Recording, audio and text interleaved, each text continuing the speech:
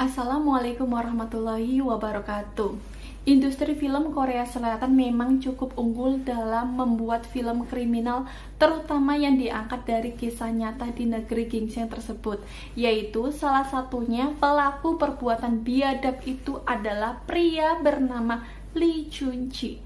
Pembunuhan berantai yang dikenal sebagai Korean Zodiac Killer perlu 33 tahun lamanya bagi pihak kepolisian untuk mengungkap kasus ini.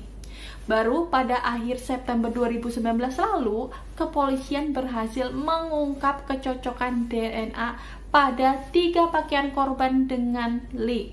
Persoalannya, kasus Lee sekarang sudah terhitung kadaluarsa sebelum ada perubahan aturan pada tahun 2007. Korea Selatan memang membatasi batas kadaluarsa kasus pembunuhan sampai 15 tahun lamanya. Sebab itulah, maka posisi Lee sebenarnya sudah aman sejak tahun 2006.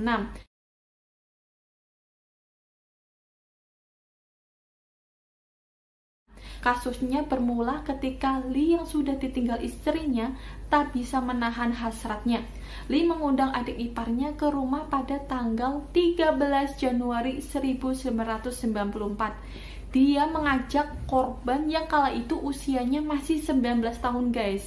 Nah, ketika korban lengah, Lee membius dan memperkosa, dan tidak sampai situ aja guys. Dia membunuhnya dengan cara mencekik lehernya. Setelah tewas, terus Lee mengikat adik iparnya itu dan memasukkan ke dalam keranjang bayi putranya.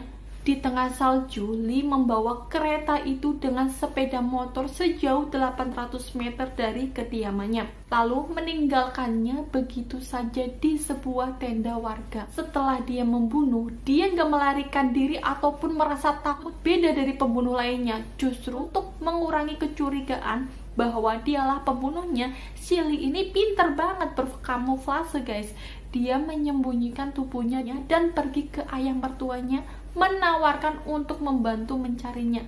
Lee bahkan sempat mendatangi kantor polisi sebelum mayat ditemukan. Tubuhnya ditemukan 2 hari setelah pembunuhan di garasi toko perangkat keras yang tertutup salju, terbungkus terpal biru. Di kepalanya terdapat kantong plastik dan celana jeans. Tangannya diikat dengan celana dalam yang robek, dan sisanya ditutupi dengan beberapa barang seperti stocking dan tali tas. Selain bekas cekikan, saksi mengaku menemukan ada luka lebam pada jenazah tersebut. Kepada polisi, Lee ngomong nih, "Pak, adik iparku ini udah beberapa hari ini nggak ada kabar." Namun polisi nggak begitu aja percaya guys sama omongan si Lee ini, justru menaruh curiga kepadanya karena ternyata mayat adiknya ditemukan. Ketika rumah Lee diperiksa, polisi juga menemukan bekas darah. Ia pun segera ditahan. Di persidangan, Lee sempat dijatuhi hukuman mati. Namun pada tahun 1995, Mahkamah Agung Korea Selatan mengubah hukumannya menjadi seumur hidup. Butuh 33 tahun lamanya bagi pihak kepolisian Korea Selatan untuk mengusut kasus pemerkosaan dan pembunuhan di Hwaseong. Banyak yang menduga kasus ini tidak ditangani serius, tapi dugaan ini salah. Bahkan kepolisian Korea Selatan sampai menurunkan 2 juta personil, sebagian menulis 1,8 juta untuk menyelidiki area seluas 698 km persegi. Jumlah terbanyak sepanjang sejarah kepolisian Korea Selatan untuk menuntaskan satu kasus saja guys. Lee memang amat hati-hati dalam menjalankan kejahatannya. Ia misalnya baru beraksi pada malam hari atau menjelang matahari terbenam. Lokasi terjadinya perkara merupakan area perkampungan yang saat itu masih sepi penduduk. Mayat ditemukan tersebar di beberapa lokasi seperti ladang, sawah, dan saluran air. Si Lee ini memiliki pola kejahatan yang identik, selalu menjadikan barang korban sebagai senjata pembunuh seperti baju, kaos kaki, atau stocking guys. Korbannya merupakan wanita berusia 13 tahun sampai dengan 71 tahun yang pulang dari bekerja. Adapun permasalahan untuk polisi kala itu adalah belum canggihnya sistem pemeriksaan DNA. Dari pemeriksaan 21.000 orang dan pencocokan 20.000 sidik jari, Lee tak pernah masuk di dalam daftar tersangka, guys. Kepolisian awalnya mengira pembunuhan yang terjadi tak saling berkaitan. Setelah kasus kelima ditambah dengan maraknya sorotan media terhadap kekerasan yang dilakukan polisi pada masa interogasi, penyelidikan menjadi lebih serius dengan menambah jumlah personil. Bahkan ya guys, ada satu orang yang turut tewas akibat interogasi yang brutal dari pihak kepolisian. Ketika itu, korban yang sudah tak tahan karena dimintai keterangan memutuskan melompat ke kereta yang tengah melaju dan tewas seketika. Bahkan polisi Korea Selatan juga meminta maaf karena pernah menangkap seseorang pria yang menjadi korban salah tangkap dan telah menahannya selama 20 tahun atas kasus pembunuhan dan pemerkosaan pada tahun 1989.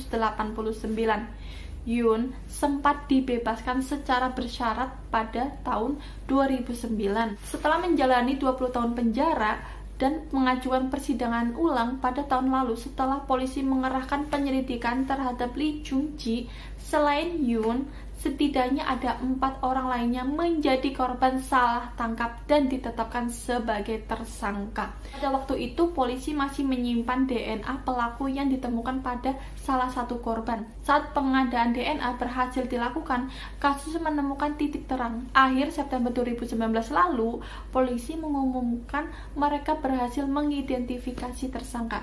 Ketika polisi akan menyelidiki saksi seorang sopir dan kernet memberikan kejelasan perihal kasus pembunuhan. Pada tahun 1988, bus dalam kota trayek Balan ke Hwasewong, sopirnya yang bernama Umo dan sang kernet mengangkut seseorang sekitar jam 10 malam, guys. Si ini lantas menangkap gelagat aneh pada orang itu. Saat malam hari celananya sama, sepatunya basah kuyup, padahal nggak hujan. Umo juga menjelaskan ke polisi bahwa penumpangnya itu kira-kira tingginya 165 sampai 170 cm dan umurnya 24 sampai 27 tahunan. Tersangka Lee Jung Ji memiliki profil wajah hampir mirip dengan sketsa tersangka yang beredar di masyarakat. Pada tanggal 2 Oktober 2019, ia mengaku melakukan 15 pembunuhan lainnya termasuk pembunuhan berantai Hwasewong antara tahun 1986 hingga 1991. Lee juga mengklaim telah melakukan lebih dari 30 pemerkosaan dan percobaan pemerkosaan. Lee lahir di Hwasewong, Gyeonggi pada tanggal 31 Januari 1963. Ia mendapatkan trauma pertama setelah saudara perempuannya tenggelam dan tewas, dan dia juga mengaku telah diserang secara seksual oleh kakaknya yang mungkin telah menyebabkan sifat seksual dari pembunuhannya. Setelah lulus dari sekolah menengah pada Februari 1983, Lee bergabung dengan Tentara Republik Korea dan bertugas sebagai pilot tank.